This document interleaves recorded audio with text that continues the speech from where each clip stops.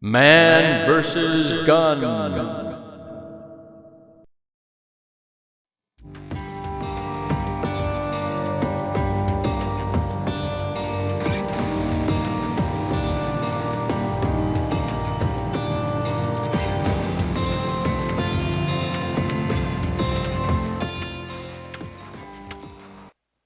Hello shooters, TI here. Thanks for watching. Today's episode of Man vs. Handgun is the FNS 9C. This is the FNS full-size baby brother. Let's see how it does on the Man vs. Gun spreadsheet. FNS 9C. Before we get into the weights and stuff, I do got to give honorable mention to FN. If I gave extra credit points, which I don't, maybe I should though, FN would get extra credit for what they ship with the gun. The gun ships with a flush fitting mag, with a pinky extension mag, and a full size mag with an extender. And I think this is just a great idea because in my opinion and the way I run things, the reload is always a full size mag if I have a full size mag. So whether I'm carrying the gun with the compact mag or whether I'm carrying the gun with the pinky extension, this will not be my reload. My reload will always be the full-size mag with the sleeve. When it's in there, yeah, it's not going to win any serious points. It's an add-on. It's obvious an add-on, but you know what? It feels good in the hand. You got a full-size mag. If I gave extra credit, FN would definitely get extra credit for the way they ship their guns with this magazine. Let's see how much this puppy weighs. It's going to come in at 1 pound 7 ounces. Our Glock comes in at 1 pound 10 ounces, almost 11. So let's see. Let's see how many rounds it's going to take to bring this up to the same level as a Glock. So the FN 9C, the FNS 9C with 1, 2, 3, 4, 5, 6, 7, 8 rounds weighs the same as an empty Glock 17. So it's a lightweight handgun also. The width on this thing is 1.306. So it gets a 5 for weight because it's lightweight, and it gets a 4 for being thin. So this is a really nice handgun. It can be a service handgun. It's a little bit small for a service handgun, but if you run it with the pinky extension, it doesn't feel that small. Then especially if you run it with the mag extension, it's a full size grip there. But it gets decent marks for being a service handgun.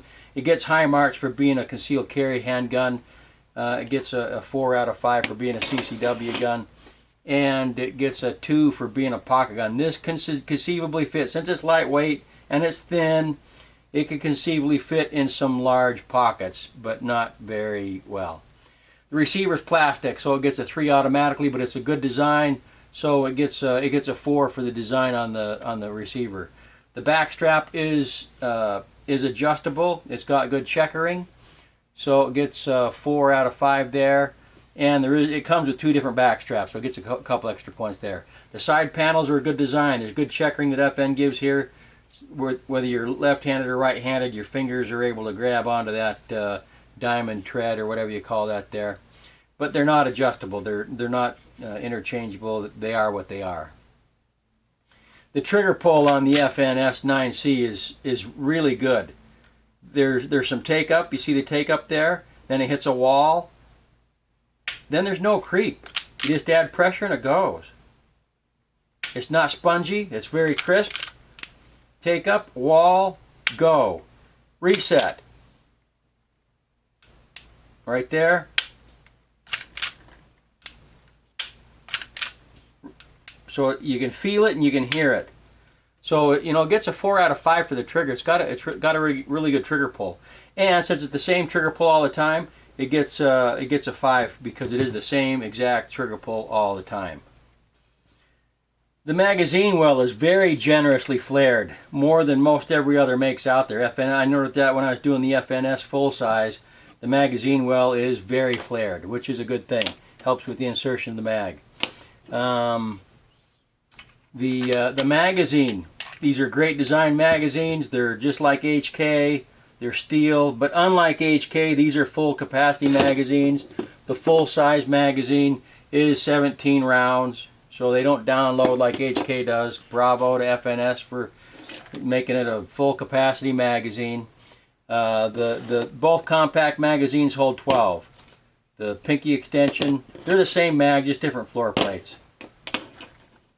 The ease of seating. All the mags go in farther than is necessary to seat them, so that does help when trying to seat a mag under stress. That's a good thing. The base plates are all one-hand manipulation friendly. They stick out farther on the frame there. So great design, great overall magazines for the FNS. The magazine release is in a perfect location right there where it belongs.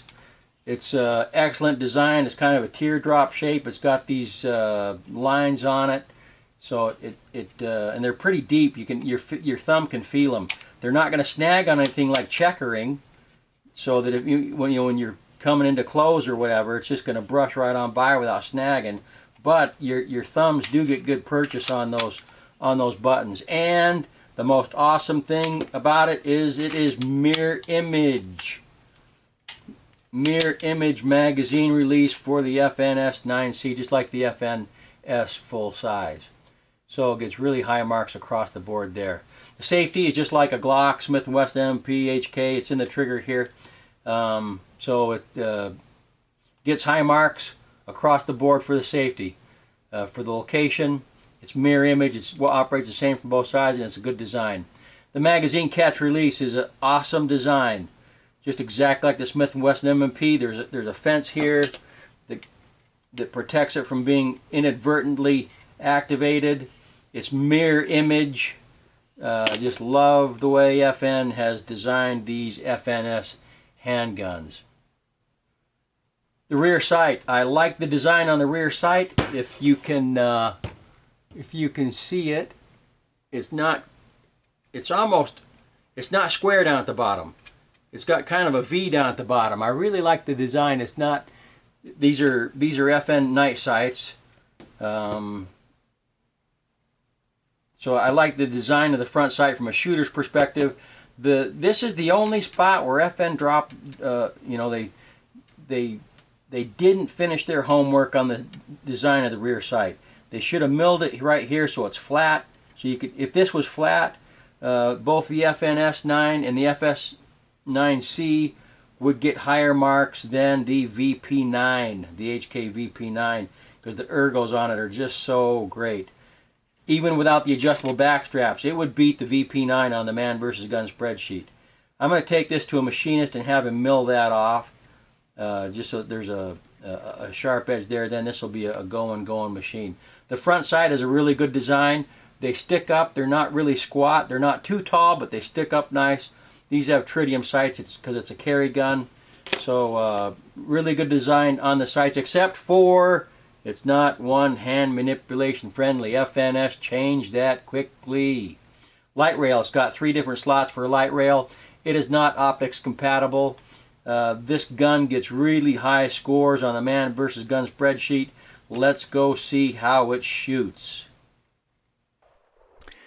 Just like its bigger brother, this thing just wants to run and run fast. It comes back on target really, really fast. But from what I understand, the gun stays locked up for a little bit longer than most other handguns. And I think that contributes to the lower recoil and for the muzzle coming back down on target really, really fast. Yeah, a lot of this, most of it has to do with technique. There's no question about it. But even in the greatest technique in the world, some guns are going to lift up more than other guns, and this one comes back on target extremely fast. It's a really fun gun to shoot fast. Final thoughts on the FN9C. This is a solid gun. I don't know why I don't see tons of I haven't seen one come through my class. I don't know why. This is a fantastic handgun. I have nothing bad to say about it. All the controls are in the right places. Fantastic gun. If you're looking for a compact, this should be a top choice. Thanks for watching. Appreciate all the shares, likes, and subscribes. Any questions or comments, post them below. Ensure that your training and your practice is preparing you for the real world, your real world, and not for the fantasy land of the shooting range. And as always, have a great day.